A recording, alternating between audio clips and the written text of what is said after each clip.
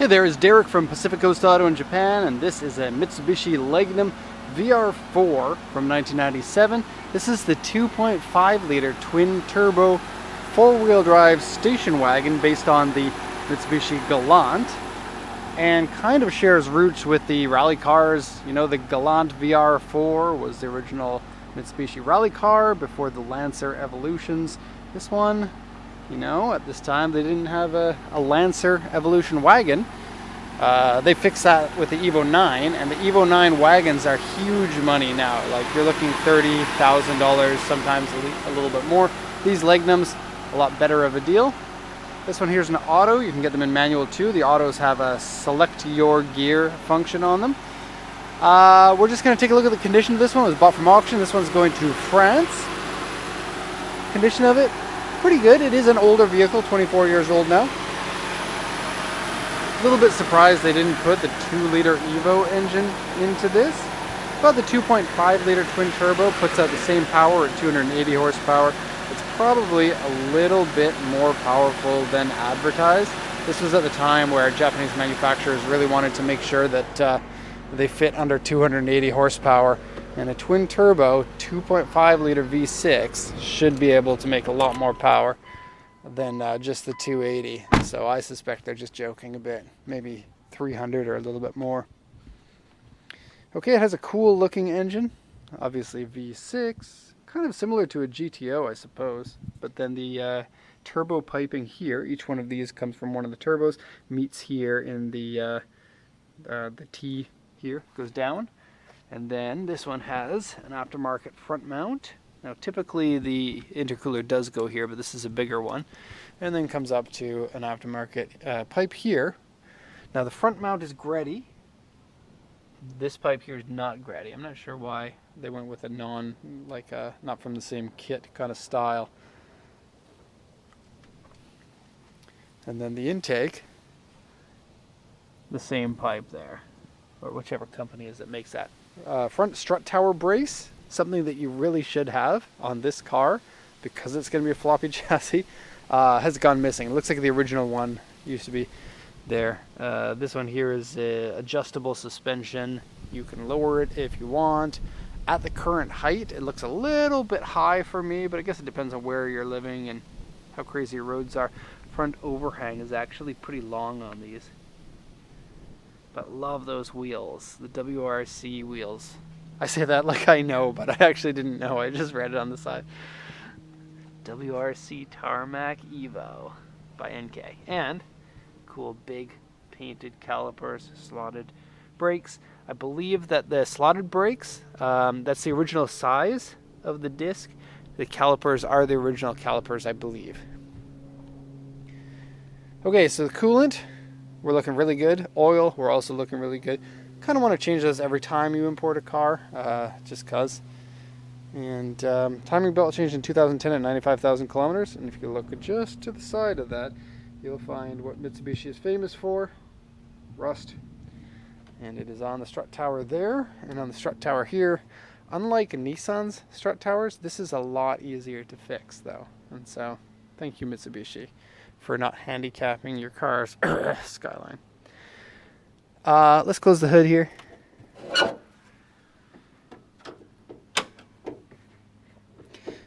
Okay, now mechanically the car seems to be sound. This is actually Mitsubishi's first car with the AYC system, and oddly, only the automatics got the AYC, which is the torque vectoring. You go around a corner and it will give more grip to the tire that gets more grip. They're known to be noisy and annoying if you don't change the fluid. So there's like an AYC system back here that cycles the fluid through the system. Change the oil on that if it's making weird sounds like whoa when you go around corners. You can look it up on YouTube and you can find examples of that if you want. So I'll just go ahead and translate this real quick. It's a 97 Legnum VR-4 Turbo. Now you can get the VR-4 Turbo in Legnum or Galant. The Galant is the sedan, the Legnum's the station wagon. Of course you want the station wagon because it's cooler. 2.5 liter engine, auction rate 3.5, interior C, power steering, power windows, airbag. 133,494 kilometers. Okay, just go over the sales points here. Double airbag, original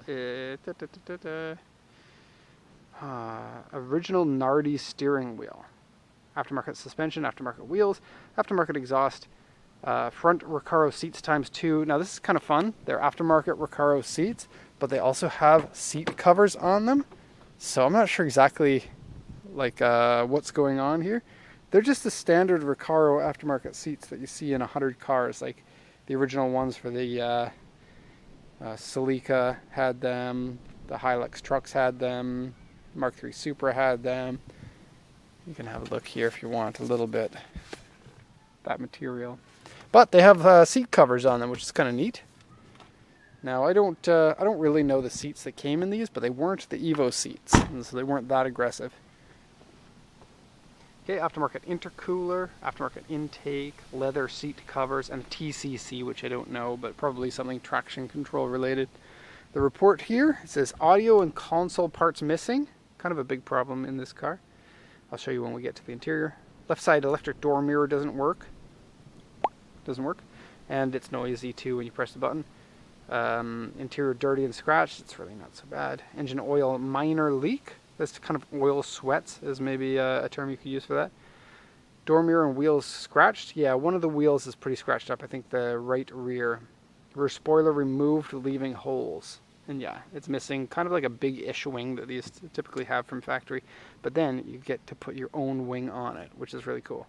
Front bumper, A3 and uneven paint. It's kind of bad on this side here. Okay, this side is good. This side is good, but there's uneven paint.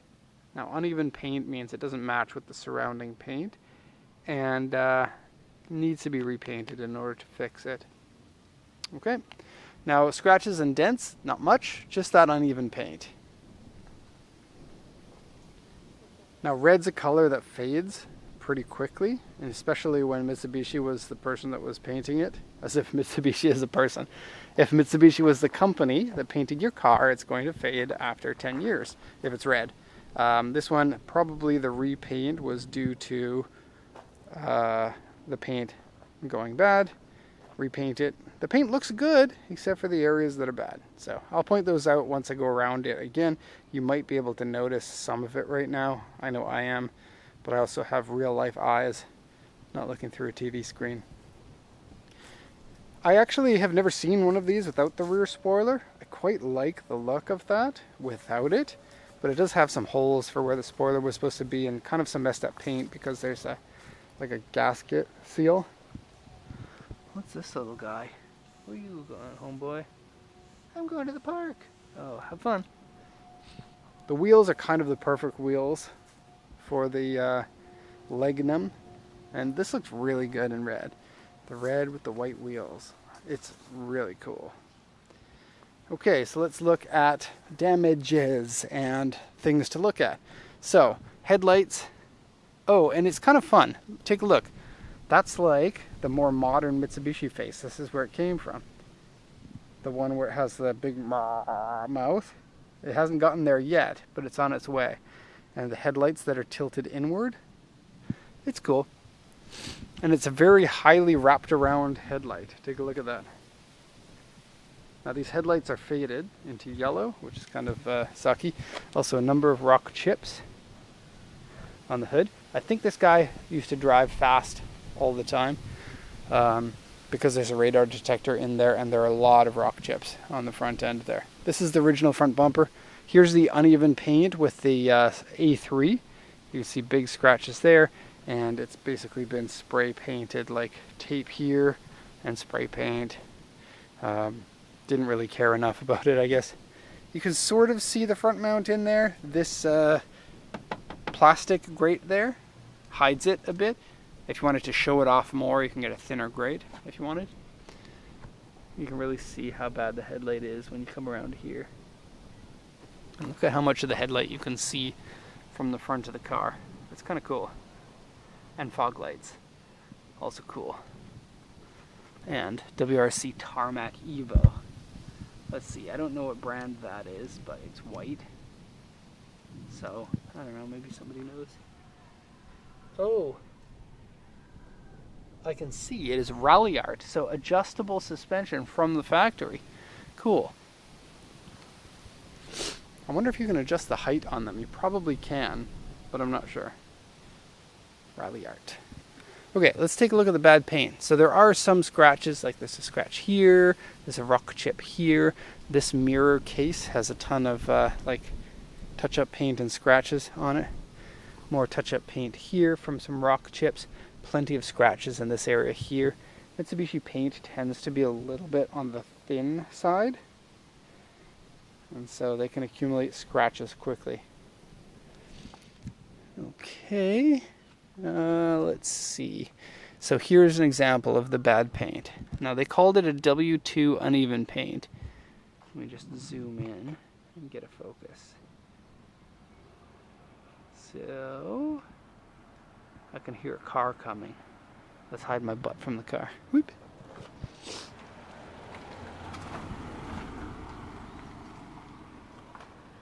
Okay, now there are some worse parts of that I'll point out later. Some weird thing here. Rally art. Cool. Dented. Okay.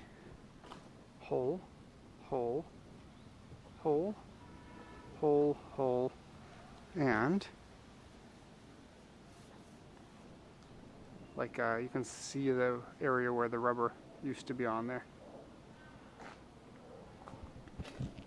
Okay, here's some bad paint. And here's some really bad paint. And the camera might not know what to focus on, so you might not be able to see it. Here's some more. Okay. Faded. Chips. And I think that's it. Underside, looking good. Oh yeah, here's some more. Can you see the paint on here? That's really bad. Okay. Oh, and oh man, look at all those scratches. Cool wheels, but scratched. These ones can be your rally wheels, and then you can get some better ones for the street. They are WRC rally wheels, right? How many Legnums do you see in rallies? Not many. Okay, that was kind of uneventful.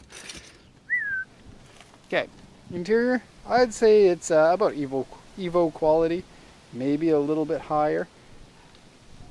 I think putting these seats in is an addition. It's not really a pricey enough car that you're taking the value away by putting in aftermarket seats. Not like a Supra or Skyline or something like that, or GT4. Steering wheel has a little logo here. It says Nardi. Very cool. There's a mystery switch here. Okay. Here's the missing console. Let me just come here. There you go. Missing console. The whole piece is gone, including the lower console. It's quite distracting. Especially here. It's like all your stuff will just fall in there. Bummer. But it did mention it on the auction sheet, so you gotta know what you're doing.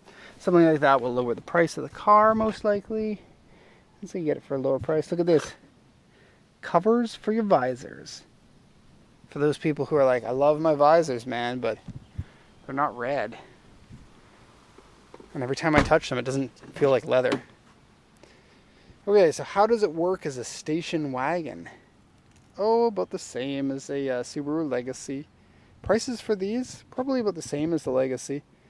I'd say that Legacies are easier to find because more of them were originally sold. I'd like to do a comparison one day, Legnum versus Legacy, because they're both very, very similar to one another in terms of size, storage capacity. What's another Legacy-sized vehicle? There's the Caldina, which is a turbocharged four-wheel drive from Toyota. They're really ugly until the generation that came after this, the one from the 2000s. Stagia, that's the other one.